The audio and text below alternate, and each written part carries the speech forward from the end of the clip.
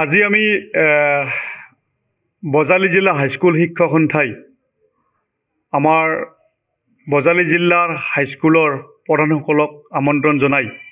আমি এখন সাধাৰণ সভা অনুষ্ঠিত কৰিলোঁ আৰু সাধাৰণ সভাত আমাৰ বিশেষকৈ আমাৰ বিদ্যালয়সমূহৰ অভাৱৰ সম্পৰ্কত বিতংভাৱে আলোচনা হ'ল আৰু আমি কেইটামান প্ৰস্তাৱো লৈছোঁ আৰু প্ৰথম প্ৰস্তাৱটো লৈছোঁ যে আমাৰ বিদ্যালয়সমূহৰ বৰ্তমানৰ শৈক্ষিক পৰিৱেশৰ ওপৰত আমি লক্ষ্য কৰিব লগা হৈছে আৰু এই শৈক্ষিক পৰিৱেশক লক্ষ্য কৰিয়ে আমি বিদ্যালয়সমূহৰ শিক্ষক শিক্ষয়িত্ৰী আৰু কৰ্মচাৰীৰ অভাৱ আমি যথেষ্ট পৰিমাণে আমাৰ বজালী জিলাত আছে আৰু এই সম্পৰ্কত আমি আমাৰ আয়ুক্ত মহোদয়ৰ লগতে IS মহোদয়ক জনাম আমি প্ৰস্তাৱ প্ৰেৰণ কৰিম যে আমাৰ বিদ্যালয়সমূহৰ যিখিনি শিক্ষকৰ অভাৱ শিক্ষয়িত্ৰীৰ অভাৱ কৰ্মচাৰীৰ অভাৱ যে অতি সোনকালে দূৰ কৰিব পাৰি কি পদ্ধতিৰে দূৰ কৰিব পাৰি তেওঁলোকক আমি অৱগত কৰিম আমি অনুৰোধ জনাম যে সাময়িকভাৱে এটাচমেণ্ট কৰি হ'লেও বা ৰেচনেলাইজ কৰি হ'লেও আমাৰ বিদ্যালয়ৰ অভাৱ অভিযোগবোৰ পূৰণ কৰিব বুলি আমি এটা প্ৰস্তাৱ গ্ৰহণ কৰিছোঁ তৃতীয় কথা যে আমাৰ আগন্তুক অসম হাইস্কুল শিক্ষক সংস্থাৰ 45 সংখ্যক দ্বিবাৰ্ষিক অধিৱেশনখন আমাৰ এইবাৰ বজালীত অনুষ্ঠিত হ'ব আৰু এই অনুষ্ঠিত হোৱাৰ সম্পৰ্কত আমি বিশদভাৱে আলোচনা কৰিছোঁ যে বজালী জিলা হাইস্কুল শিক্ষক সংস্থাৰ যিটো সদৌ অসমৰ হাইস্কুল শিক্ষক সংস্থাৰ অধিৱেশন এই অধিৱেশনখন আমাক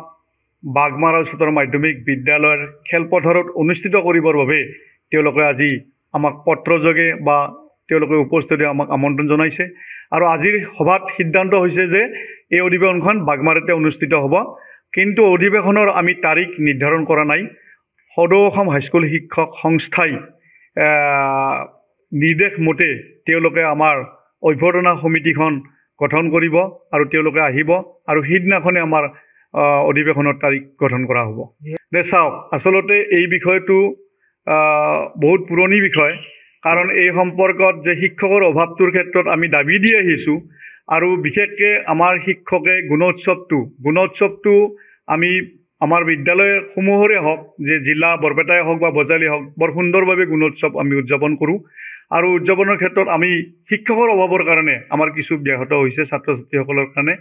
এই ক্ষেত্ৰত যোৱা পৰহি আমাৰ মাননীয় IS মহোদয়ে আমাক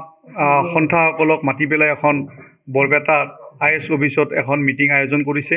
আৰু মিটিং আয়োজন কৰি তাত এখন কমিটি গঠন কৰি দিছে আৰু কমিটি গঠন কৰি দি তাত নামকৰণ কৰিছে যে 2025 গুণোৎসৱ বিদ্যালয়সমূহৰ আৰু এই গুণোৎসৱসমূহৰ কাৰণে ছাত্ৰ ছাত্ৰীসকলৰ কাৰণে মক টেষ্ট বুলি পৰীক্ষা আয়োজন কৰিব দিছে আৰু ইতিমধ্যে আমি বিদ্যালয়সমূহৰ প্ৰধানসকলক অনুৰোধ জনাইছোঁ আমাৰ হাইস্কুল শিক্ষক সন্থাৰ তৰফৰ পৰা হওক যে আমি মক টেষ্টটো পৰীক্ষাৰ ছাত্ৰ ছাত্ৰীসকলৰ কাৰণে লোৱাৰ কাৰণে আমি দুটা ডেট কৰিছোঁ এটা হ'ল 20 ডিচেম্বৰ আনটো হৈছে আমাৰ 2 জানুৱাৰীত আমাৰ এই দুটা পৰীক্ষা অনুষ্ঠিত হ'ব যিকোনো খবৰৰ বাবে যোগাযোগ কৰক 7099017330 অথবা 7099017390 নম্বৰত